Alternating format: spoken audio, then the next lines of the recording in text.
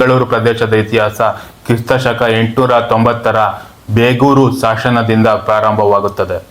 ಇದಕ್ಕೆ ಬೆಂದ ಕಾಳೂರು ಎಂಬ ಹೆಸರು ಕೂಡ ಇತಿಹಾಸದಲ್ಲಿ ಉಲ್ಲೇಖವಾಗಿದೆ. ಬೆಂಗಳೂರು ಪ್ರದೇಶವು ಗಂಗಾ ರಾಜವಂಶದ ಆಡಳಿತದಲ್ಲಿ ಇತ್ತು. ಬೆಂಗಳೂರು ಕರ್ನಾಟಕದ ರಾಜಧಾನಿ. ಇತಿಹಾಸ 16ನೇ ಶತಮಾನದಿಂದ ಪ್ರಾರಂಭವಾಗುತ್ತದೆ.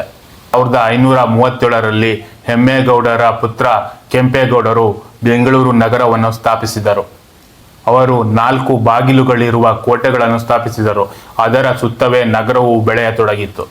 ಕೆಂಪೇಗೌಡರು ಬೆಂಗಳೂರು ಶಿಲೆಯನ್ನು ಪ್ರತಿಷ್ಠಾಪಿಸಿ ನಗರದ ಹದ್ದಿನ ಕಣ್ಣಿನ ರೀತಿ ಯೋಜನೆ ಮಾಡಿದರು. ಮೈಸೂರು ಸಾಮ್ರಾಜ್ಯದ ಕಾಲ. ನಂತರ ಬೆಂಗಳೂರು ಮೈಸೂರು ಸಾಮ್ರಾಜ್ಯದ ವಶವಾಯಿತು. ಹೈದರ್ ಅಲಿ ಮತ್ತು ಟಿಪ್ಪು ಸುಲ್ತಾನ್ ಕಾಲದಲ್ಲಿ ಬೆಂಗಳೂರು ನಗರವು ಸೈನಿಕ ಮತ್ತು ವಾಣಿಜ್ಯ ಕೇಂದ್ರವಾಯಿತು. ಟಿಪ್ಪು ಸುಲ್ತಾನ್ ಬೆಂಗಳೂರಿನಲ್ಲಿ ಅನೇಕ ಕೋಟೆಗಳನ್ನು ಮತ್ತು ಉದ್ಯಾನವನಗಳನ್ನು ನಿರ್ಮಿಸಿದನು.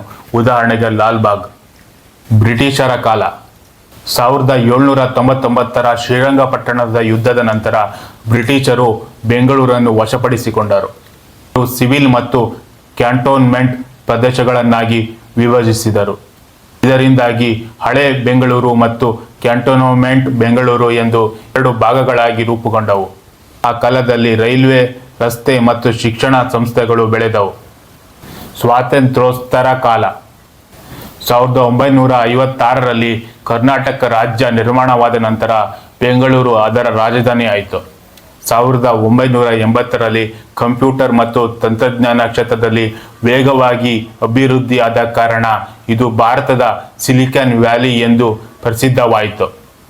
ಇಂದಿನ ಬೆಂಗಳೂರು ಒಂದು ವಿಶ್ವಪ್ರಸಿದ್ಧ ನಗರ. IT, ಶಿಕ್ಷಣ, ಸಂಶೋಧನೆ, ಆಹಾರ, ಸಂಸ್ಕೃತಿ, ಹಸಿರು ಉದ್ಯಾನವನಗಳು ಮತ್ತು ಬಹುಸಾಂಸ್ಕೃತಿಕ ಜೀವನ ಶೈಲಿಯಿಂದ ಪ್ರಸಿದ್ಧವಾಗಿದೆ.